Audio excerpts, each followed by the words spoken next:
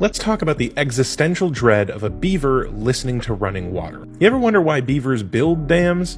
Well, the answer is weird and a little sad. It turns out that through a quirk of evolution, beavers just fucking hate the sound of running water. Seriously, this is like a studied phenomenon in science. That's the reason that beavers build. They hate the sound of running water. As soon as they hear it, even if you just play it through a speaker, beavers are like, I gotta build a dam. And if that dam starts to leak, they're gonna fix it because they hate the sound of running water. In fact, this effect is so powerful that highway engineers in Canada sometimes play sound effects of running water to get beavers to strategically build dams to block flooding from roads. They have literally hijacked this weird stimulus response of beavers to make them work for the country of Canada. So hats off, boys.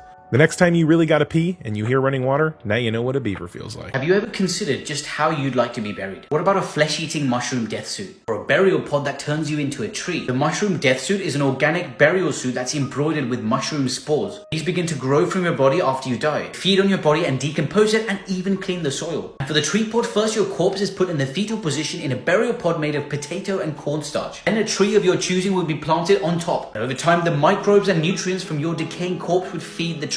These are meant to be green alternatives to traditional burials. They often use formaldehyde and other toxic preservatives which could leak into the groundwater and soil. Even cremation is energy exhaustive and can release toxic metals and gases into the environment. This monarch butterfly was flying around, sweetie.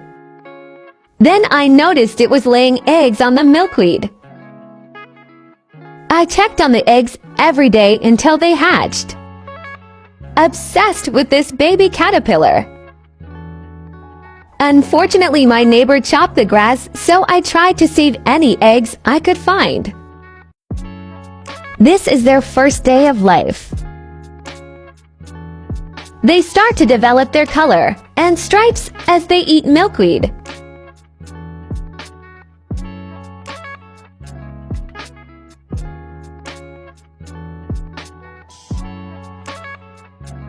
Look at those antennae.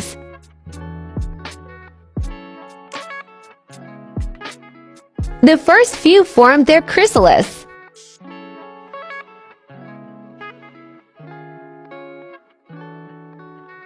Another visitor.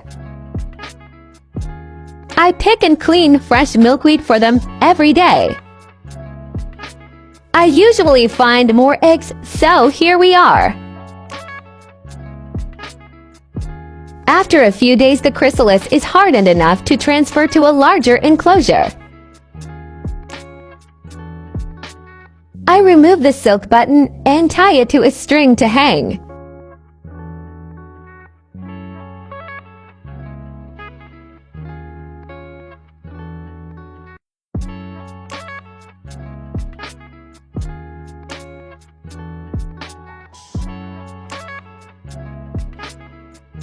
They need enough space for their wings to expand and dry. These are creating their silk buttons for their chrysalis too. All these babes are going into the enclosure.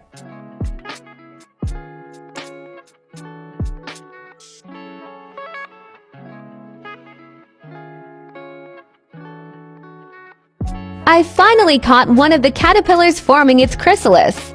Such a magical and fascinating process. Monarchs complete an incredibly impressive migration pattern traveling thousands of miles.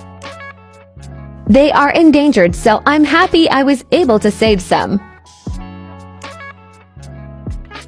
These are getting ready to emerge. Stay tuned for part 2. Part 2 of Monarch Journey. More caterpillar eggs hatched.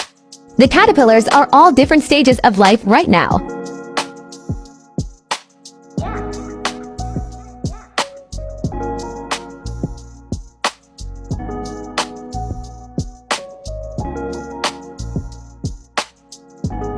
Found this cutie while cleaning some milkweed. Some of the monarchs have emerged. I just missed this one emerging. Its wings are still expanding. In the first 24 hours, they don't eat and like a quiet place to just sit and let their systems mature.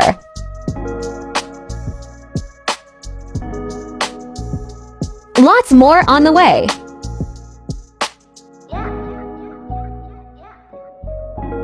I made a honey and water mixture to feed them for a couple days until they're released.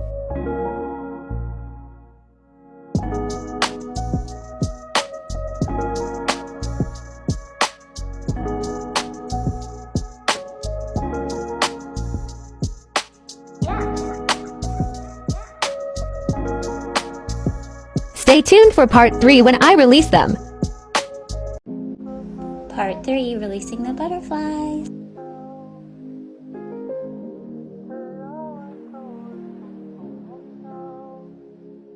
Sweetie came for moral support.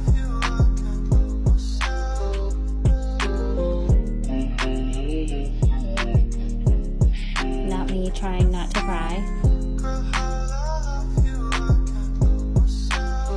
It was really hard to release and record at the same time, so I was only able to get a few of them on video. But there are so many more in their chrysalis now, and I'll be posting another release video soon. These are the most insane scientific experiments that scientists got away with, even though they were fucking insane. Part 1. A scientist by the name of Nicholas Mionvici conducted a series of experiments where he required his assistants to attach him to the ceiling because he was curious what happened when people died from the whole the fucking lengths that men are willing to go to just get a woman to choke them is unfucking believable. Okay, is it possible for an extinct animal to, hear me out, re-evolve and just show up again? Turns out it already has. It's a small flightless bird called the Aldabra rail that's found only on a single coral atoll in the Indian Ocean. Its ancestors were white-throated rails that flew over from Madagascar, where they still live today, and evolved into this flightless subspecies after they arrived. And fossils tell us that this happened sometime before 136,000 years ago. But here's where things get weird. Between then and now, we know that it went extinct, because at one point the island was completely underwater, killing off all native species before it re-emerged from the ocean again. And yet, the Aldabra rail that we know today looks pretty much identical to the one we find in the fossil record from 136,000 years ago. So, it evolved multiple times in virtually the exact same way from the same ancestral population after more white-throated rails flew over from Madagascar. This is a rare example of what's called iterative evolution. So like after it went extinct the first time, evolution just hit replay.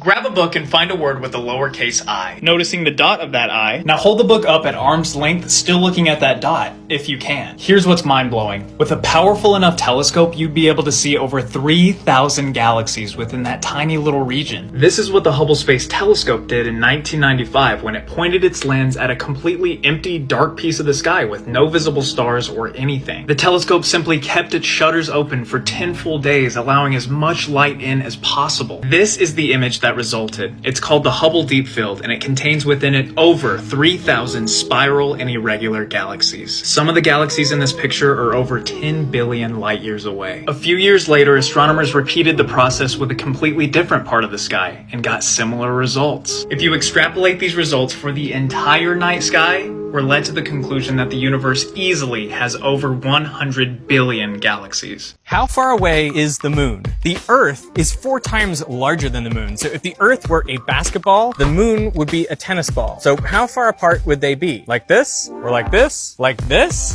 Even further. I put the Earth right here. The moon would be right... No, that's not far enough. Just a minute. Okay, if the Earth were a basketball and the moon were a tennis ball, it would be right about there. The moon is far away. In fact, you could fit over 30 Earths between the Earth and the moon. That's why it takes so long to get there, like 3 days, even in a fast-moving rocket.